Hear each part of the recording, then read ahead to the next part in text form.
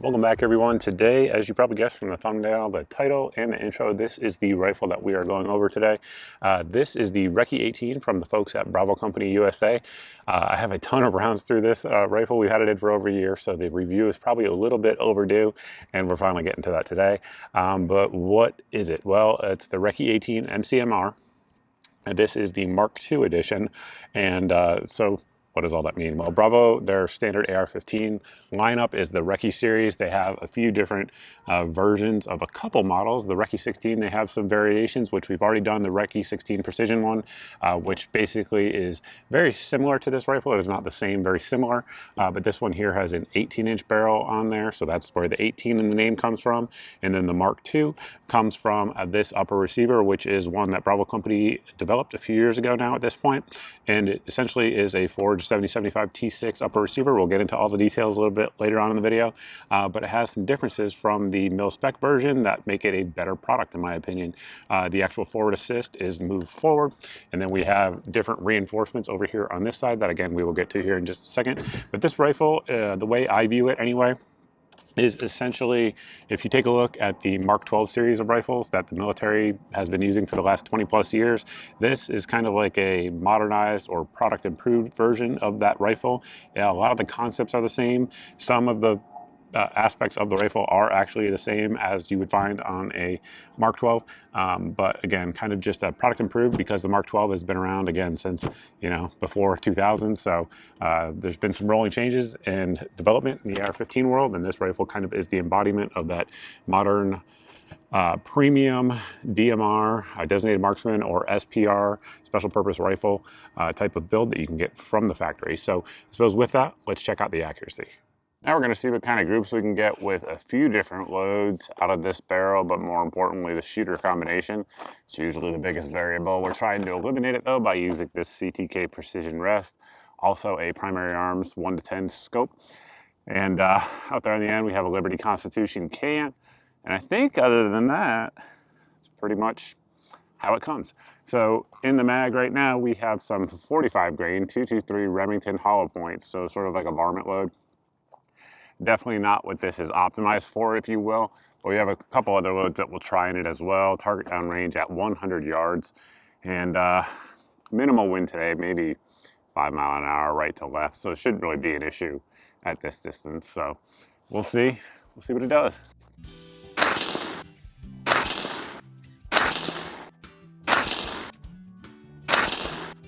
Looks decent from here.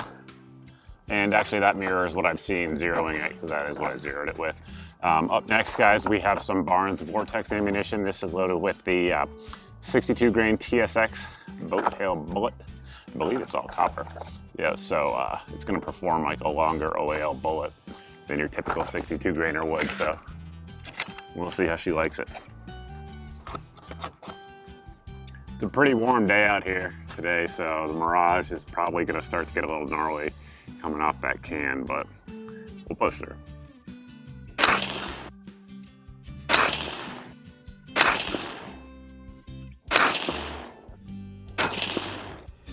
Interesting. Definitely opened up with that load. Every barrel likes a different bullet. It kind of just is what it is there, folks, on that one for folks who are new here. And you know, if you use 3 different loads, you'll get 3 totally different results. We're just trying to give you a snapshot in time here. And this is the AAC. This is the 77 grain Match King 5.56 load, and it's got that Sierra Match King bullet in there. So this one we've had good results with in other barrels, but again, like I just said, it might lay down a half MOA group. It might not. You never know. That's why we test stuff here on the channel. That said, again, like I mentioned earlier, with that 45 grainer, it's laid down multiple 5-shot MOA groups in the zeroing process that we've used. So we'll see how it likes the heavy stuff.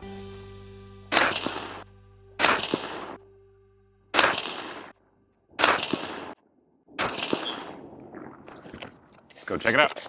Y'all have already seen the groups a little closer up than I had from back there at 100 yards, but again, that is the 45 grain Remington. Opened up more than, like I said, I've seen in the past, but we don't reshoot groups here. And that one right there, center to center, is right at 1 5/8 inches. Then we came over here with the 62 grain Barnes. Didn't like it. Those all felt like good trigger pulls, so I don't know. I don't know what to tell you. Like I said, Some barrels don't like certain bullets. That one right there is right at 2 5/8 inches. And it came down here with the 77 grainers. And right there, let me double check. Yeah, center to center, we are right at 1.25 inches on that one with the 77 grainers. So as you'd expect with a Mark 12 style barrel, has a little preference for the heavier stuff.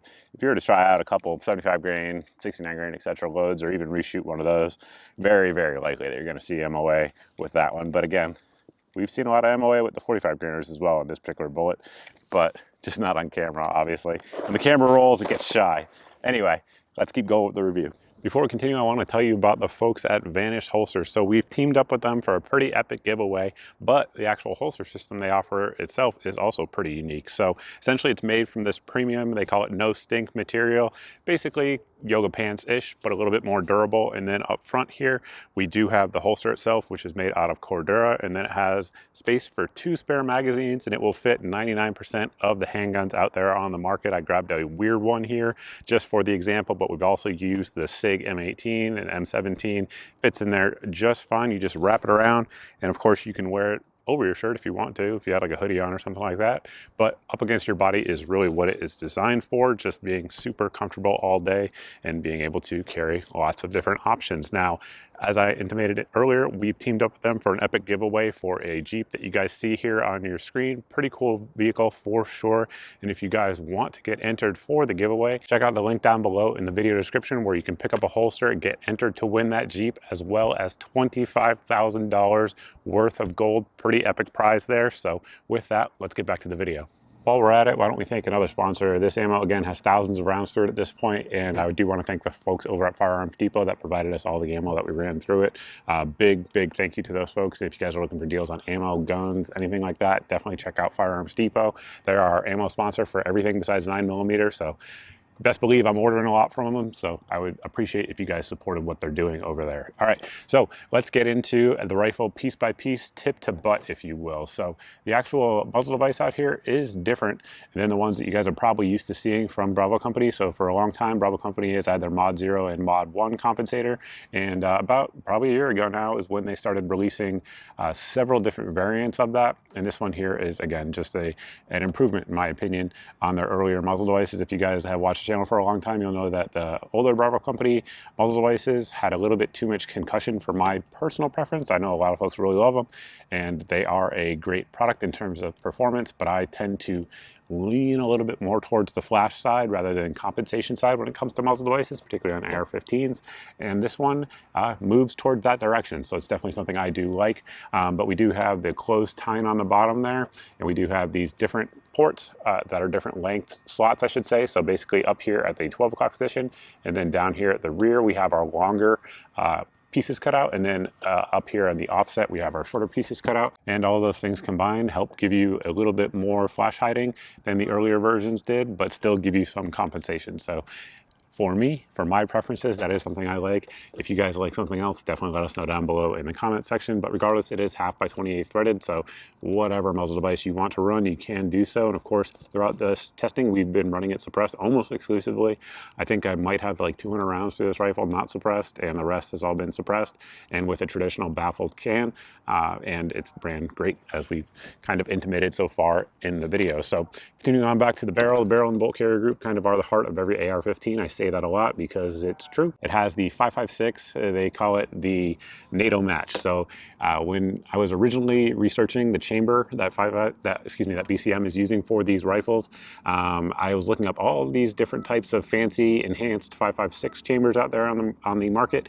And basically, if you look at the dimensions of the 5.56 NATO match, that they mirror, I don't want to say exactly, but really close to the chambering that the Marine Corps used for their specific SDMR, I believe is what it was called. That was called the 5.56 USMC chambering. So if you want to go down a rabbit hole, you can Google that chambering, but essentially what it does is it gives you the ability to still fire 5.56 and 223, of course, and it gives you a little bit tighter chamber tolerances for just eking out that last bit of accuracy versus the standardized 5.56 NATO chamber, which is a little bit more forgiving, I guess you could say.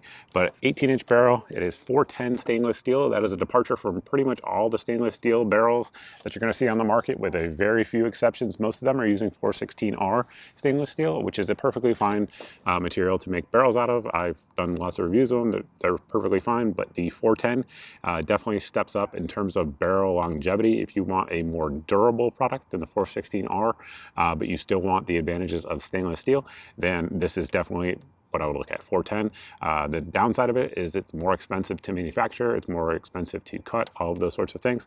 So that's why you tend to find it on a more premium rifle, if you will, like we have here. This one here has the 1-in-8 twist, and of course it has the rifle length gas system, which is important. So with an 18-inch barrel, you definitely want a rifle length gas system, in my opinion.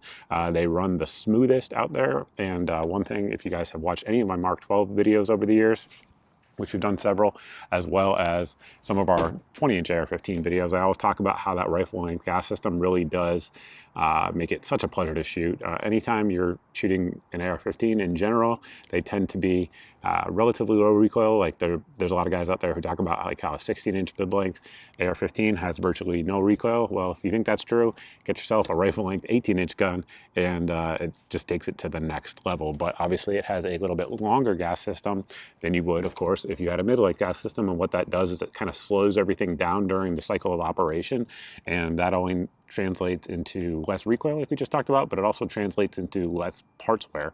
So when I was just actually cleaning this rifle right before coming out here to film, one thing I noticed was really how little wear that the parts showed on there, and that's for several reasons, but one of them is that 18-inch, the rifle length gas system slowing everything down. And that does help if you're concerned about, the longevity of your rifle. My guess is nobody out there watching this would ever outshoot one of these barrels or any of the other BCM components. But if you do, BCM ain't going anywhere, so their customer service will be around in the event that you do. Continuing on back to the gas block, it is not pinned. That's one thing that people sometimes will criticize BCM for. That said, if you have ever tried to remove a BCM gas block, you're going to bang your head into a wall, because I'm telling you, the locking compounds that they put into the screws, which are dimpled, of course, is something fierce. I've tried to do it on 2 occasions. One time I was able to get it off. The other time I had to call and get a replacement because I essentially ruined it. So point is, that gas block is not going anywhere.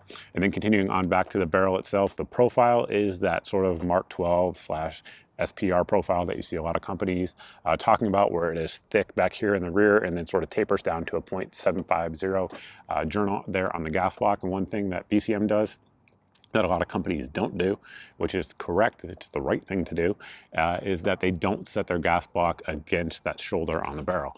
That's not how it's meant to be done.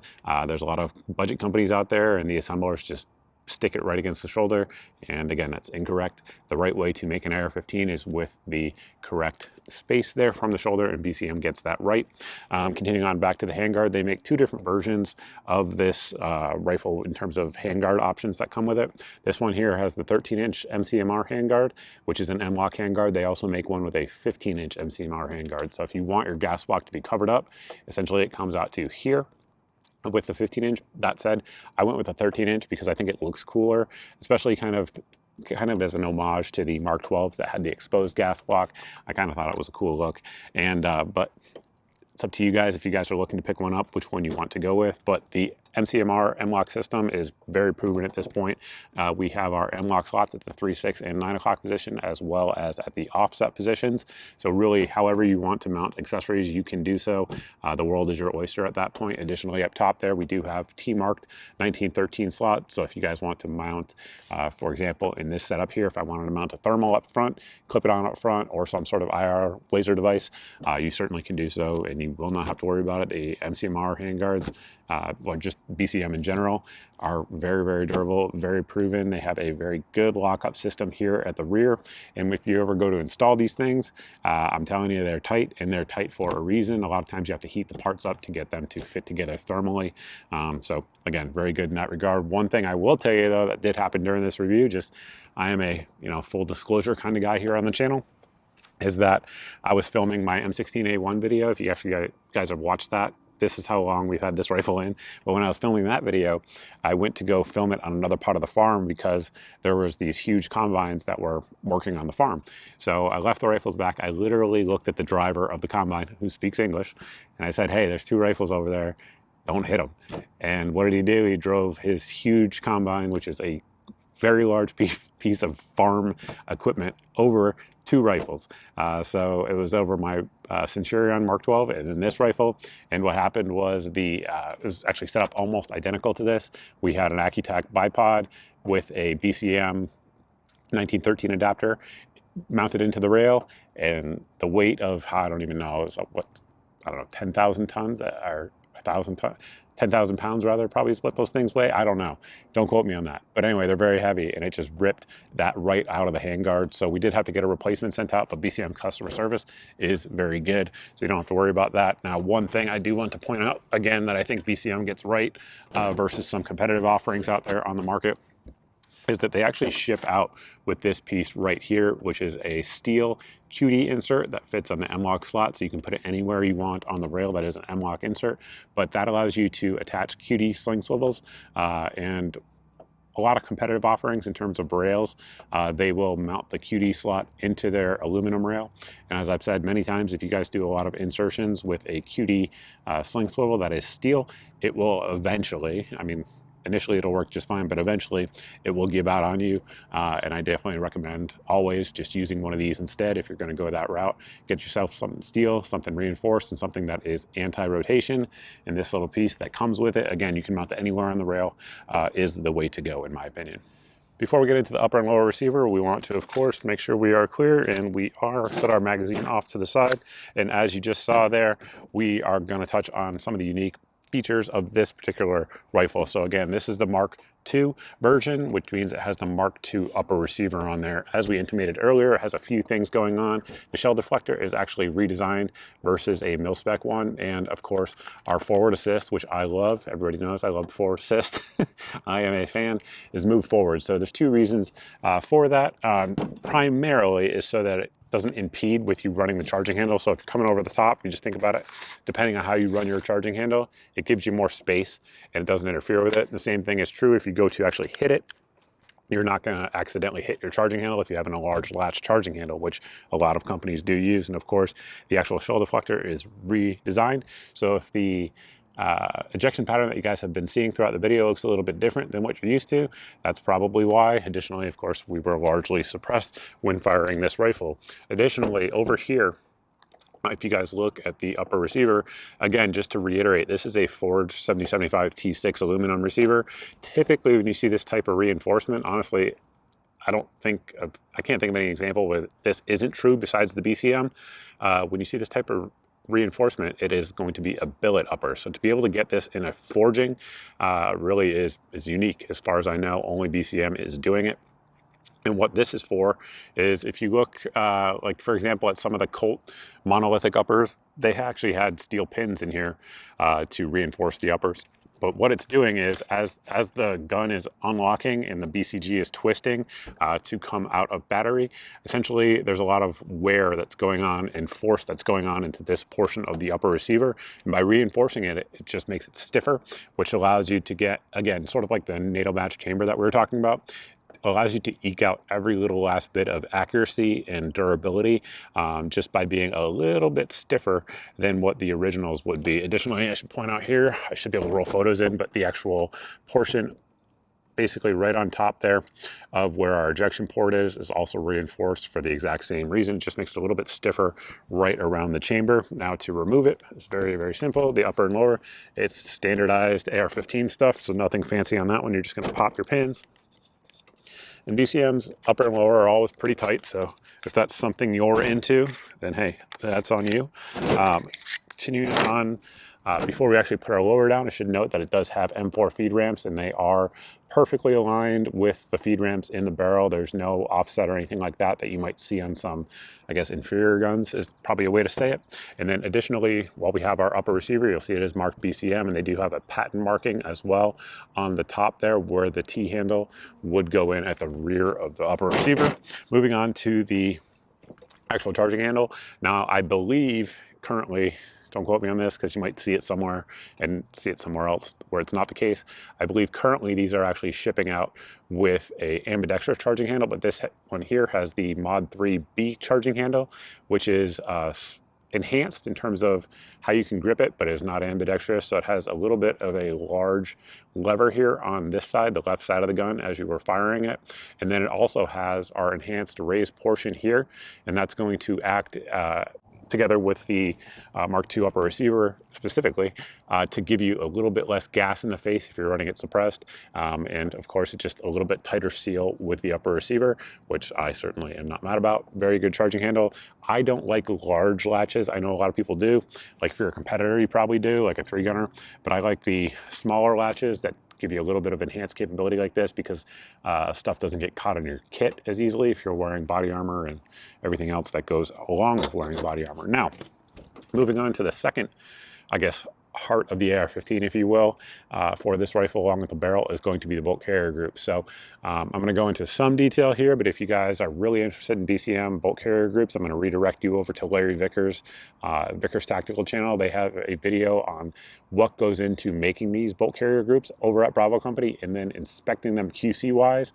And BCM over the years, in my opinion, has earned it in every way, but they are considered largely by many people to be the standard bearer for bolt carrier group quality. And a lot of the reasons for that is not just the components that they use and stuff like that, which are very good, we'll talk about here in a second, but it's the quality control they use. The quality control is second to none in the AR-15 world. So my highest compliments go into the BCM bolt carrier group. So with that, the bolt itself is 158 Carpenter steel. It is HP and MP tested. So what that means for folks who are new here is that they fire a high pressure or proof round through the bolt carrier group and obviously the barrel. And then they go ahead and use MP testing, which is also called Magnaflux some places. And what they're doing there is they're sending electronic signals at it to see if there's any imperfections that are in the bolt carrier group in terms of the grains of the metal and things like that, and it has to pass it. Now, BCMs are individually done. A lot of companies will say it's MP tested and they're just batch tested, meaning they'll pull 1 out of every 20 or 1 out of every 30. With BCM, it is every single one. So continuing on back to our carrier, we do have, of course, the BCM marking there on there. It is 8620 steel, full auto profile. So if we ever get our rights back in America, it will trip a full auto sear. And then you can see there we do have a chrome lining where the bolt goes in, as well as a chrome lined gas key, and the staking on there is very good as well. Again, in my opinion, these are the standard for the AR-15. Just is what it is. There are others that may be just as good, or maybe even enhanced ones that are a little bit better, but if you're looking for this standard for quality, that is it, in my opinion. So continuing on back here, we do have our lower receiver. BCM was one of the first big companies to go with enhanced flaring on their lower receivers. Others have done it since, but they were one of the first, and that is something I harp on in a lot of AR-15 videos. There's no reason not to do it. It doesn't compromise strength or integrity or anything like that, and it just makes reloading easier. So kudos to BCM for that.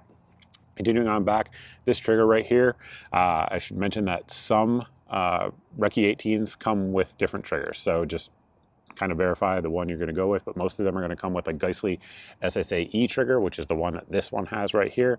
I've said it in many videos. I think I have a full video, I'm almost positive I do, on this trigger going into it, but it is, in my opinion, it is the best precision trigger out there on the market if you're into 2-stage triggers for that type of work, which I personally am. And it's also, if you're into like a modern Mark 12, it's also clone correct in that regard. So a lot of Mark 12s did have this actual trigger in it. Some also had the select fire version, but some did have semi-auto only out there on the market. But let me pull it this way so you guys can see it. Essentially, we have our take up there. They say it's 2.3 pounds on the first stage take up. Then you hit your wall. And then after that, super crisp 1.2 pound break. And it's excellent. The reset, very tactile, very audible. In terms of precision triggers, again, my personal opinion, it's my favorite. I can't say it's the best, but it's certainly my favorite, and it is absolutely combat proven, as we have just discussed there. The lower itself is a low shelf lower receiver. It is not full auto cut. That's kind of, if I was going to give it one con, I guess you could say, that would be it. I do like the full auto pocket cut, not just because, again, should we ever get our rights back, you'll be able to, Go full auto very easily, but also it's actually a little bit lighter weight as well. And again, it doesn't compromise strength or anything like that. And there is that. And since I got this rifle in, BCM has come out with a different extension than what you see here. That said, they're still offering it in both configurations. So what we have here is our standard 7075 T6 mil-spec receiver extension. And this one here, BCM puts their H buffer in there standard, which I think is good. And then if you guys want to see what good staking looks like, hopefully we're rolling in some photos for you, but the castle nut itself is twice staked, and then we do have a QD end plate on there. So along with the QD mount that we talked about there for the rail, you also have it here on the rear. We also have it on both sides of the stock. So no need to worry about not being able to mount the QD sling with this particular rifle. But BCM has also come out with essentially what is their version of the A5 design. And you will see rifles now with that on there. And essentially what that does is it's smoothens the recoil impulse out even more. Like we already talked about, this one's really smooth. It actually makes it a little bit smoother than even this is. So you'll see versions with both out there. But getting into the rest of the lore, we do have the BCM Gunfighter Grip. Again, they make different versions of it. Some of them are a little bit more larger. Some of them don't have as high of a tang up here in the lower receiver. And then we also have our enhanced trigger guard as well. And then we do have our BCM stock here at the rear. They make several versions of their gunfighter stock. This one is sort of like their SPR version, where it has a little bit wider cheek weld in there, just to give you a little bit more surface area when you're actually laying behind the gun for a long time, as you would in a SPR or DMR type of role. Again, we already talked about the QD sling swivel points, and then of course right above that we have our traditional sling swivel points. If you just want to run a sling through there, you can. Then we have this button here that you can push through. There you go. And it opens up our storage compartment. So you do have built-in storage in the stock as well.